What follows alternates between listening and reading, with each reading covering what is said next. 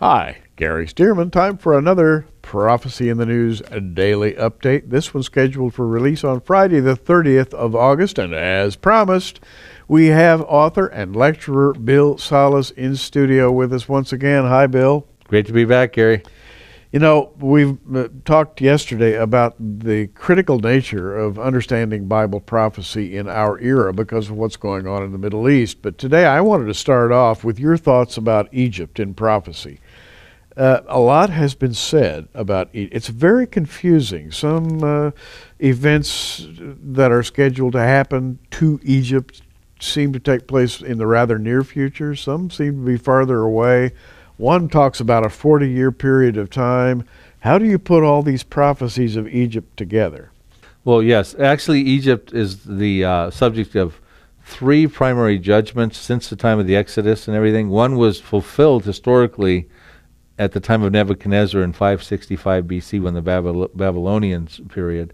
But you also have a present judgment that I pick up in Isaiah 19, maybe some overlap in Ezekiel 29. And you have a future judgment in Daniel 11, verses 42, 43, around that time with the Antichrist who goes into Egypt for the treasuries of Egypt and that sort of thing. And I think that you find some details of that prophecy also in Ezekiel 29 as well. So one was already fulfilled. The one that I'm watching for right now is the present judgment, and of course we have the future judgment with the Antichrist. And I would draw your viewers' attention to Isaiah 19 as a starting point.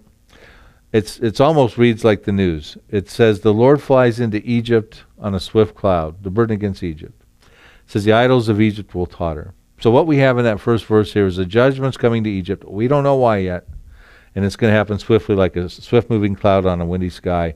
And then it says, "I will set Egyptians against Egyptians, brother against brother, neighbor against neighbor, city against city, kingdom against kingdom." Yes. This is a civil strife that burgeons into a civil war that morphs into a regional conflict, kingdom against kingdom.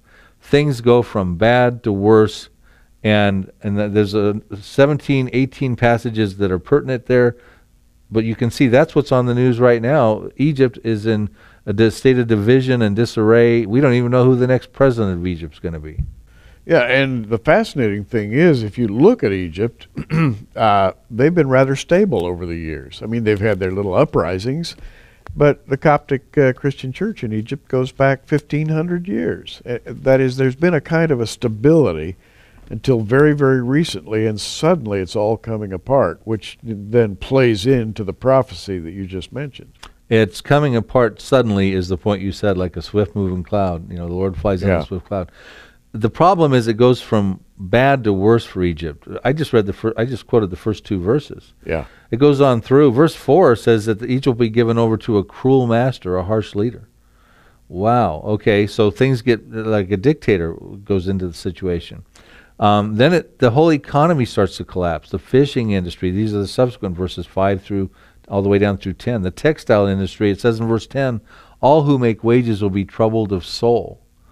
And verse 12, I think, is even touts the Egyptians. Why is this happening? Let your wise men tell you why this is going on, what the Lord has planned for Egypt. It's interesting. We don't even know yet, and we don't find out till verses 16, 17, and 18 why this is going on. And that's important because the Lord doesn't levy random judgments on a country. He's a loving God who sent his Son to die for our sins, Jesus Christ. He would rather have a relationship than judge. Okay, but something Egypt has done creates this need for this judgment. So he asks them, why is this happening? Egypt was always known historically for its wisdom. Okay? Egypt can't figure it out. Go ask your Muslim clerics is essentially what I think he's being said in there as a prophecy for our time. It says, all who make wages will be troubled of soul. Egypt's economy is in dire straits right now. Yes, it is. It relies on America to give it $1.3 billion. Well, that's in question now because of the military coup that's going on. So Saudi Arabia and the Arab Gulf states offered to give them $12 billion because Egypt needs it. It's on the brink of bankruptcy. Okay.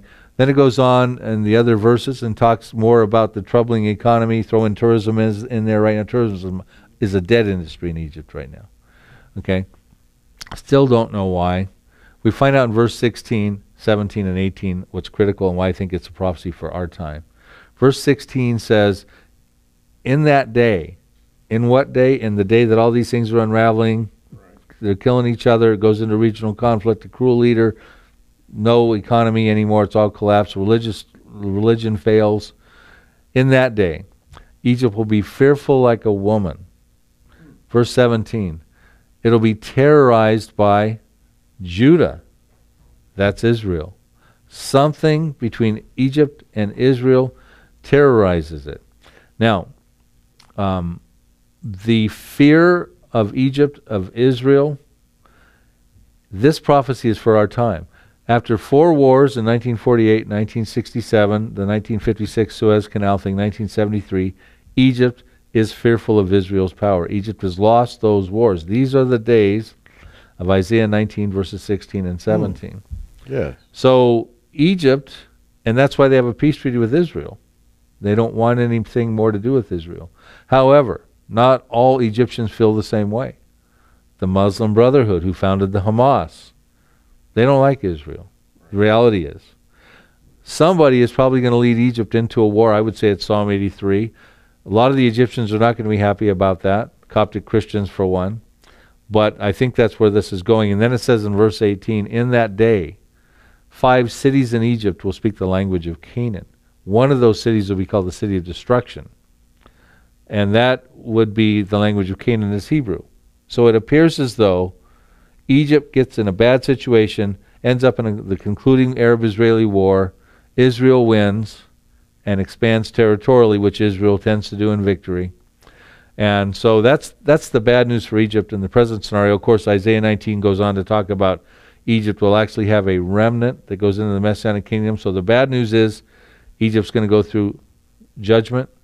The good news is at the end of it all, there will be some Egyptians who come to have a born-again experience with the Messiah. That's the present judgment. Now, in that whole analysis, Bill, you never once mentioned that Egypt might go against Israel and make war against Israel and be victorious. In other words, if you were just to reason with your worldly observation, read the newspapers and so forth and so on, you read about how the Egyptians would love to, at some point, surge northward into Israel and wipe out the Jews. But that does not seem to be in prophecy at all. No, war with the Jews is, but victory from Egypt's side is not. Matter of fact, things go from bad to worse to worse to worse with Egypt. Because we're told in Ezekiel 29, picks up around verse 10 up through verse 15, that Egypt will actually experience desolation. And it says it'll be desolation like other countries have desolation too. So it'll be going along a time where there's other desolation going on. And it says that, and it talks about the scope of the desolation, from Migdal to Syene. And you and I have talked about this before. Syene is where the Aswan Dam is. That's right. Now. And that's a big deal right now. Egypt needs that water to flow through there. That whole Ezekiel 29 prophecy is very interesting, dealing with the river and that sort of thing. Right. But there's desolation all the way throughout Egypt. Possibly even the Aswan Dam may be destroyed at some point in time. But it says Egypt they'll be desolated for 40 years. Very specific time frame. Egypt will be desolated for 40 years, and Egyptians will be dispersed throughout those 40 years.